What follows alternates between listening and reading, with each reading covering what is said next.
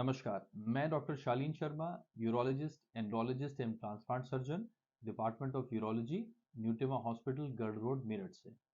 और आज हम प्रोस्टेट के ऑपरेशन के बाद या उसकी क्या तैयारियां होती हैं, मरीजों को क्या-क्या बातें जानना आवश्यक है प्रोस्टेट ऑपरेशन से संबंधित, इनकी बात करेंगे। एक बार आपका दवाइयों से नहीं आराम हो रहा अगर या फिर कोई कॉम्प्लिकेशंस हैं तो डॉक्टर आपको ऑपरेशन की सलाह देते हैं।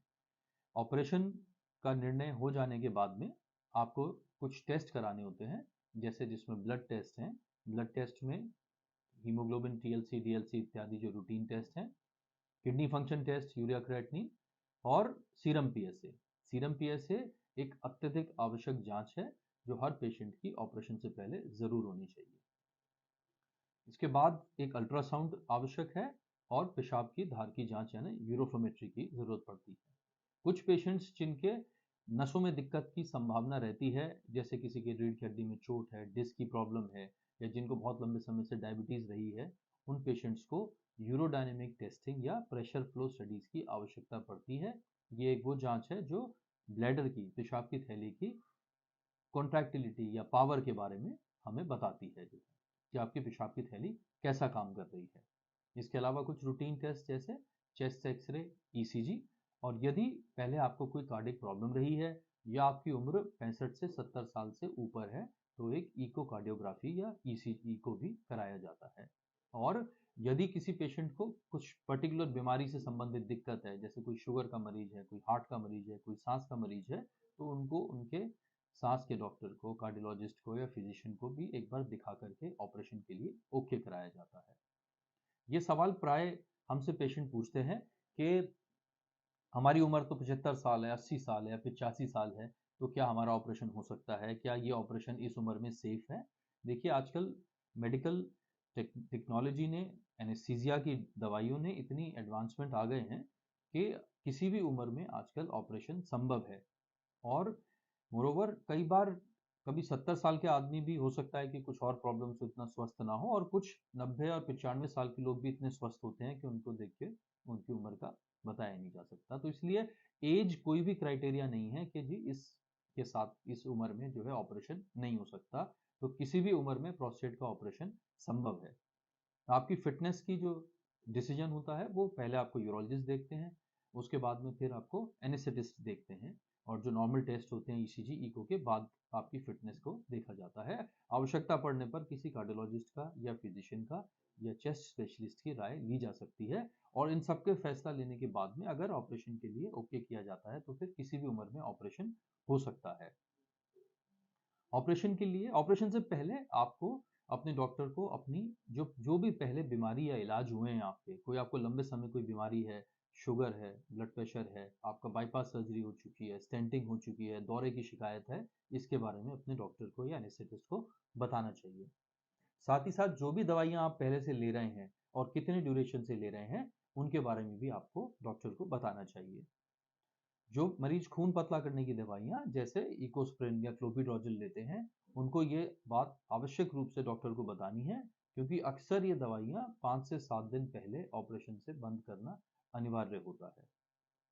जो मरीज शुगर या ब्लड प्रेशर की दवाई ले रहे हैं, उन्हें भी बताया जाता है कि किस तरीके से ये दवाइयाँ ऑपरेशन के जस्ट पहले लेनी है। ऑपरेशन के लिए ज़्यादातर 6 घंटे के लिए फास्टिंग या खाली पेट रहना होता है।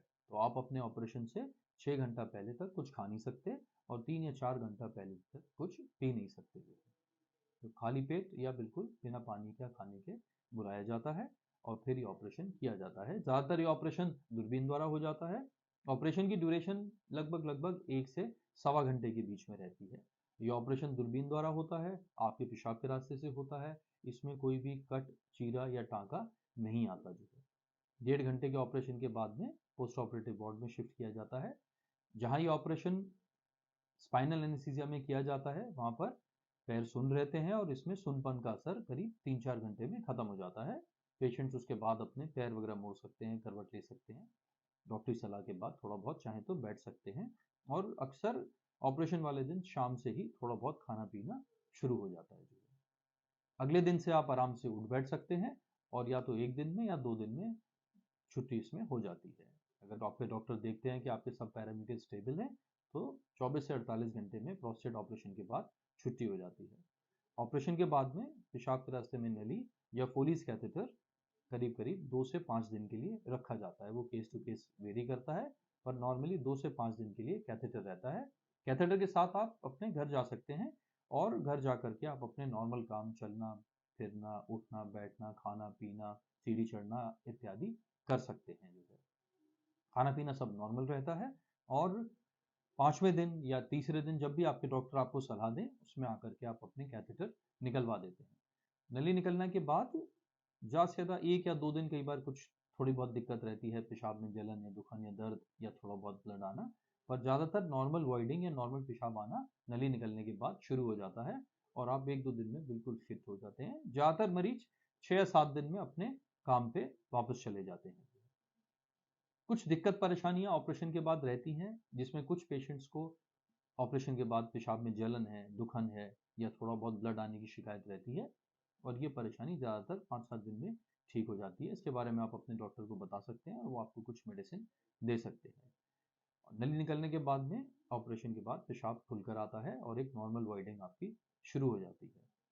अब कुछ कॉम्प्लिकेशंस की बात करते हैं। कई पेशेंट बहुत घबराते हैं और वो कहते हैं कि जी हमारे गांव में ऑपरेशन हुआ था और उसके बाद तो उनका पेशाब ही नहीं रुकता। ये सबसे कॉमन डर या भय मैंने पेशेंट्स में देखा है। तो देखिए, इस चीज़ के लिए निश्चिंत रहिए कि अगर आप एक क्वालिफाइड एक्सपीरियंस्ड यूरोलॉजिस्ट से अपना ऑपरेशन कराते हैं, तो फिर इस कॉम्प्लिकेशन की जो चांसेस हैं वो शायद 1000 में से एक भी नहीं है। तो इसलिए ये एक भ्रम है कि जी प्रोस्टेट ऑपरेशन के बाद नली डली रहती है या पेशाब रुकता ही नहीं है, ऐसा नहीं है। और 99% लोग ऑपरेशन के बाद पूरी तरह से ठीक हो जाते हैं। फिर एक सवाल आता है कि जी क्या ये गदूद दोबारा भी हो सकते हैं? देखिए, अगर आप एक अच्छे यूरोलॉजिस्ट से, डॉक्टर से अपना ऑपरेशन करा रहे हैं तो दोबारा गदूद बढ़ने की संभावना मुश्किल से मुश्किल 5 या 10% रहती है और वो भी 5 से 10 साल बाद। तो प्रैक्टिकली एक बार ऑपरेशन के बाद में दोबारा गदूद नहीं होते जो है। तीसरा ये है कि जी मैं ऑपरेशन कराऊंगा या नहीं कराऊंगा तो मुझे कैंसर तो नहीं हो जाएगा। देखिए, कैंसर का आपके ऑपरेशन कराने ना कराने से कोई संबंध नहीं है। जिस पेशेंट को कैंसर है उनको उसका डायग्नोसिस करा के ट्रीटमेंट कराना है। आप ऑपरेशन कराएंगे या दवाई खाएंगे या नहीं कराएंगे, इससे कैंसर का कोई संबंध नहीं है। अच्छा, एक और कॉम्प्लिकेशन जो कुछ परसेंट पेशेंट्स में होता है उसे स्ट्रिक्चर बोलते हैं। स्ट्रिक्चर में जो पेशाब की नली है, यूरेथ्रा है, उसके अंदर सिकुड़न या नैरोइंग बन जाती है और ये कॉम्प्लिकेशन करीब 5 से 10% पेशेंट्स में देखा जाता है और इसके लिए भी लेकिन आगे इलाज या ट्रीटमेंट हो सकता है। कुछ पेशेंट्स के यूरिन में ब्लड आता है और ये ब्लड कुछ टाइम तक आ सकता है, हफ्ते 10 दिन या कुछ पेशेंट्स में 2-3 हफ्ते तक भी थोड़ा सा रेडनेस रहती है। देखिए, हल्का अगर गुलाबी रंग आ रहा है तो आप पानी वगैरह पिए, अपनी दवाई लें, कोई दिक्कत की बात नहीं है। अगर अत्यधिक रक्त का स्राव है या यूरिन में ब्लड आ रहा है तो आप अपने डॉक्टर से संपर्क करना चाहिए। तो इस तरीके से प्रोस्टेट का ऑपरेशन बड़ा आसान ऑपरेशन है। 1-1.5 घंटे का ऑपरेशन है, 1-2 दिन में छुट्टी हो जाती है और 4-5 दिन में आप अपनी नली निकाल के काम पे वापस जा सकते हैं। हाँ, ये याद रखिए कि आपको अपनी शुगर की दवाइयाँ, ब्लड प्रेशर की दवाइयाँ सुचारू रूप से लेनी है अपनी दवाइयों के साथ में। खून पतला करने की दवाई यदि बंद की गई है तो डॉक्टर से पूछ के आप उसको चौथे 5वें दिन से फिर शुरू कर सकते हैं। तो इस तरीके से प्रोस्टेट के ऑपरेशन से घबराएं ना और अपना उचित इलाज कराएं, ऑपरेशन कराएं और स्वस्थ रहें। धन्यवाद।